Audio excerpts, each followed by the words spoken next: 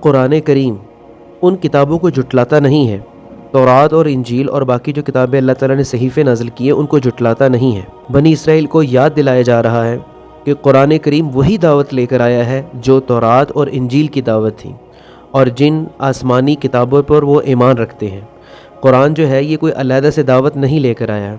اسی خدا پر ایمان کی دعوت دیتا ہے جس پر تورات اور انجیل دعوت دیتے تھے، اور اسی آخرت پر ایمان کی دعوت دیتا ہے جس پر تورات اور انجیل دیتے تھے۔ تو لہٰذا یہ قرآن پاک جو ہے یہ اسی خدا کی طرف سے اتاری ہوئی کتاب ہے جس خدا نے تورات، انجیل اور باقی جو ہے آسمانی کتابوں کو نازل فرمایا۔ اور قرآن کریم ان کتابوں کو جھٹلاتا نہیں ہے، تورات اور انجیل اور باقی جو کتابیں اللہ تعالیٰ نے صحیفے نازل کیے ان کو جھٹلاتا نہیں ہے، بلکہ یہ قرآن پاک جو ہے اس آیت کے مطابق تورات انجیل کی تصدیق کرتا ہے۔ ایک اس لحاظ سے تصدیق کرتا ہے کہ قرآن پاک یہ تسلیم کرتا ہے کہ یہ کتابیں جو ہیں وہ اللہ ہی کی نازل کردہ کتابیں تھیں۔ ہاں یہ بات ایک علیحدہ ہے کہ تورات اور انجیل میں بہت سالہ رد و بدل جو ہے وہ ہو چکا ہوا ہے، وہ کتابیں جو ہیں ان کی تعلیمات جو ہیں ان کو کافی زیادہ ان کے جو علماء تھے انہوں نے اس کو اڈلٹریٹ کر دیا ہوا ہے۔ اور دوسرا، قرآن اس حیثیت سے ان کتابوں کی تصدیق کرتا ہے کہ ان کتابوں میں آخری نبی کی تشریف آوری کی جو پیشن گوئیاں کی گئی تھیں قرآن کریم انہیں سچا کر دکھایا ہے۔ جیسا کہ قرآن پاک نے ان پیشن گوئیوں کو سچا کر دکھایا ہے جو آخری نبی کے بارے میں تھیں، تو اس بات کا تقاضا تو یہ تھا کہ بنی اسرائیل عرب کے بت پرستوں سے پہلے اس پر ایمان لاتے، لیکن ایسا ہونے کی بجائے جس تیز رفتاری سے جو بت پرست تھے وہ اسلام میں داخل ہو رہے تھے، اس رفتار سے یہودی جو ہیں وہ ایمان نہیں لا رہے تھے، اور اس طرح گویا بنی اسرائیل جو ہیں وہ قرآن پاک کی تکذیب کرنے میں پیش ہیں۔ اسی لیے تو اللہ تعالیٰ نے اس آیت میں کہا ہے وَلَا تَكُونُوا أَوَّلَ كَافِرٍ بِهِ، اور تم قرآن پاک کا پہلے انکار کرنے والوں میں سے نہ ہو جانا۔ لیکن انہوں نے ایسا ہی کیا،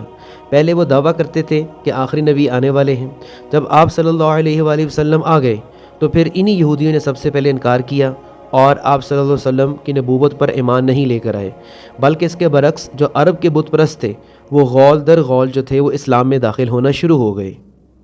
اور جو اللہ تعالیٰ نے اس آیت کے اینڈ پہ کہا ہے وَلَا تَشْتَرُوا بِآيَاتِي ثَمَنًا قَلِيلًا، اور میری آیات کو تھوڑی تھوڑی قیمتوں کے بدلے نہ بیچو۔ یہ جو تھوڑی سی قیمت ہے اس سے مراد وہ دنیا کے فائدے ہیں جن کی خاطر یہ لوگ اللہ کے احکام اور اس کی ہدایات کو رد کر رہے تھے۔ حق فروشی کے معاوضے میں خواہ انسان دنیا بھر کی دولت لے لے، بہرحال وہ تھوڑی قیمت ہی ہے، کیونکہ حق یقیناً اس سے گراں تر چیز ہے، حق جو ہے اس سے بہت زیادہ قیمتی چیز ہے۔ اور یہ وہ لوگ تھے جو آپس میں جھوٹ اور سچ کو گٹ مٹ کر دیتے تھے، یا تو وہ سچائی کو چھپا لیتے تھے، جیسا کہ قرآن پاک میں ایک اور جگہ بھی اللہ تعالیٰ نے کہا ہے تلبس الحق بالباطل، کہ وہ سچائی کو جھوٹ کے ساتھ گٹ مٹ کر دیتے تھے، وتکتم الحق، اور وہ سچائی کو چھپا لیتے تھے، وانتم تعلمون، حتیٰ کہ وہ ان تمام چیزوں کو جانتے تھے۔ یعنی کہ تمام چیزیں جو ہیں جیسا کہ آپ صلی اللہ علیہ وآلہ وسلم کے بارے میں جو پیشن گوئیاں تھیں وہ تورات اور انجیل میں موجود تھیں، لیکن یہ اس حق کو چھپا لیا کرتے تھے جس کی طرف اس آیت میں اشارہ کیا ہے۔ اور مزید اللہ تعالیٰ نے کیا کہا ہے وَإِيَّايَ فَاتَّقُونِ، اور صرف مجھ ہی سے ڈرو۔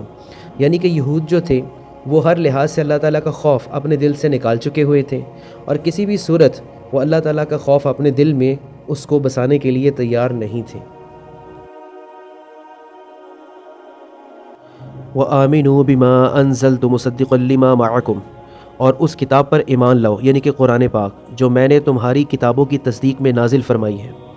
وَلَا تَكُونُوا أَوَّلَ كَافِرٍ بِهِ، اور اس کے ساتھ تم ہی پہلے کافر نہ بنو، تم ہی پہلے اس کا انکار نہ کرو۔ وَلَا تَشْتَرُوا بِآيَاتِي ثَمَنًا قَلِيلًا، اور میری آیتوں کو تھوڑی تھوڑی قیمتوں پر نہ فروخت کرو۔ وَإِيَّايَ فَاتَّقُونِ، اور صرف مجھ ہی سے ڈرو۔